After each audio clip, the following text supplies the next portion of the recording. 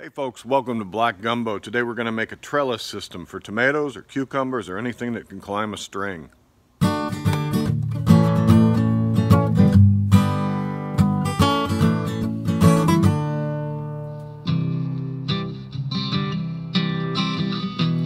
the garden's been producing well. It's looking beautiful these days. I'm so happy. But it's been rainy and the ground is soggy. Isn't it wet, Phoebe? Phoebe's not been able to be outside much. But we're going to build a trellis today. Since it's a nice sunny day, we're going to put in a trellis for the spring.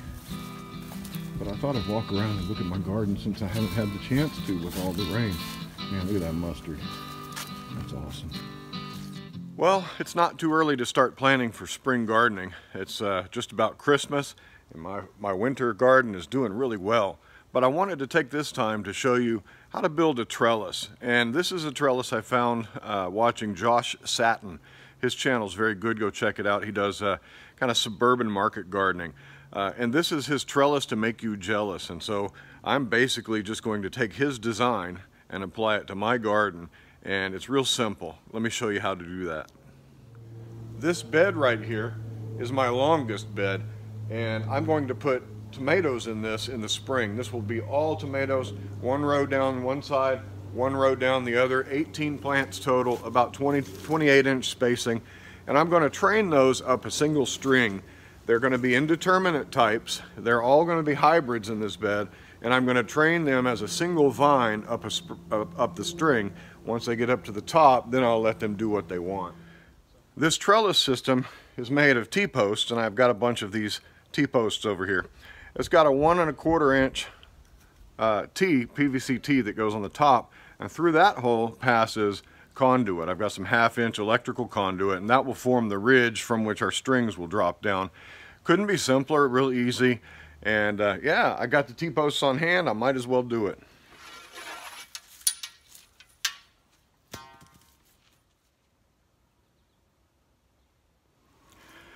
You know, after years of hammering these things in with a sledgehammer and getting sparks in your face and all that, I finally broke down and bought a proper driver.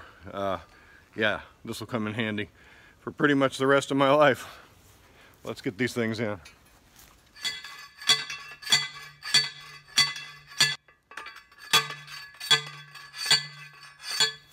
Now, if you're engineering minded, you'd put in your ends and run a string between them. But I'm not engineering minded. Do it the hard way.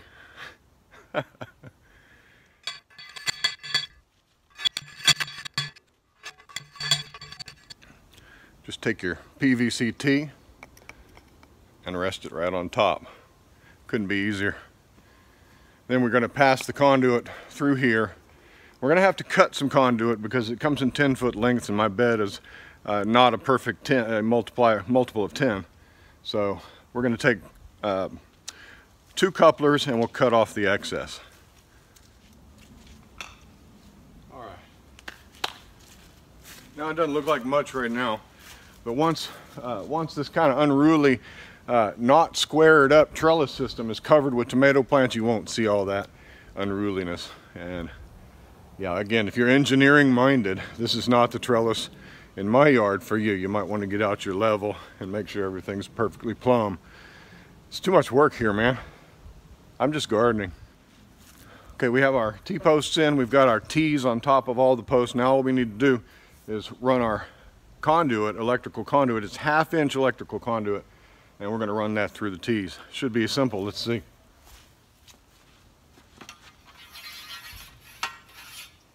Easy.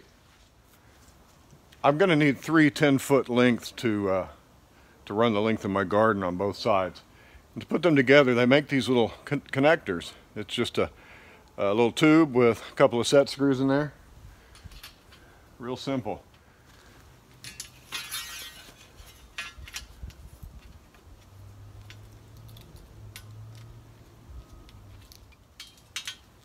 I'll come tighten those up later with a real screwdriver. That's how you connect them. All right. Here on the end, I lack about 3.5 feet. So We'll whack that off of one of the other pipes and we'll add it on with another coupler, and this one will be done.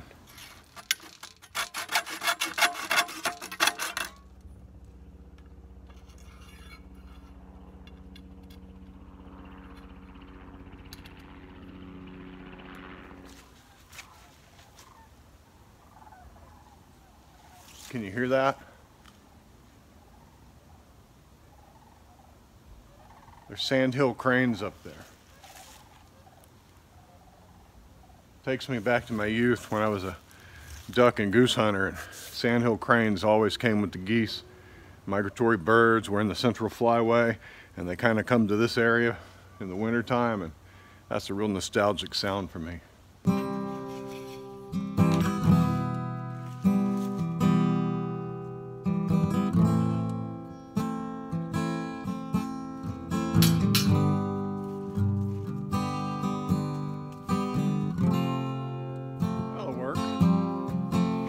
I'm going to plant my tomato plants in the spring down one side and down the other side directly underneath this. We'll tie a string here and we'll plant that string down into the ground with a stake, bamboo stick off my apple tree. But we're gonna drop those strings down and grow the plant and prune the plant to a single vine. And as it grows, we're going to train that vine either by wrapping it or using little clips. We're going to train them right up on that string until they get to the top. And that'll keep the plants upright. It'll keep all this area down here open because you don't want a bunch of density down near the ground with tomato plants. I want my tomatoes up here. Yeah. The trellis to make you jealous. I don't know if it makes you jealous, but I'm happy with it.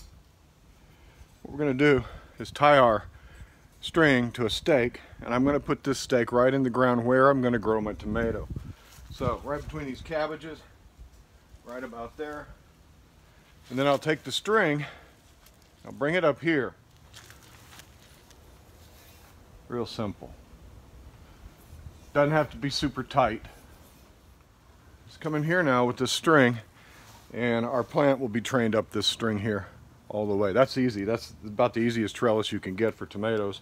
No cages, no floor to weave.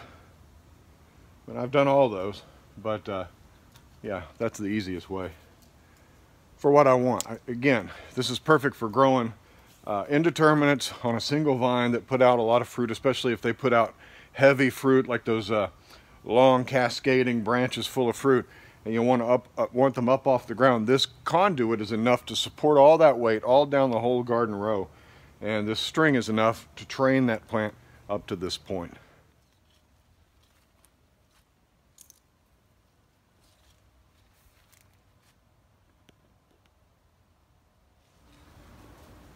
Well, you wouldn't want to hire me as a roller coaster builder. The tracks are all wonky. That's okay. This one looks pretty good, huh? See, that just sits on there. Real easy like. Alright. Now, these carrots, these beets, these radishes, and the cabbages aren't any worse for wear. These two posts are put on the outside. The other are driven in between my plants. I think I lost a few beets, but hey, they gave up themselves for a good cause. I don't even like beets except juiced. So we're ready for spring even while the winter garden is still growing. Okay, so there it is, our trellis to make you jealous. Well, it doesn't really look like much, but functionally this is going to be awesome. I'm glad I got it in, I'm glad it's done, and I don't have to come out here and worry about building this. I can focus on my plants, I can focus on getting my tomato starts up. We're going to be planting seeds about the middle of January and put them out about 8 weeks later, and we've already got a trellis ready for them. So, hey, thanks for joining me on Black Gumbo Southern Gardening. Like us on Facebook, follow us on Instagram, and please subscribe to our channel if you find our content interesting. Share our videos if they're useful, and we'll talk to you next time. Happy gardening. Bye-bye.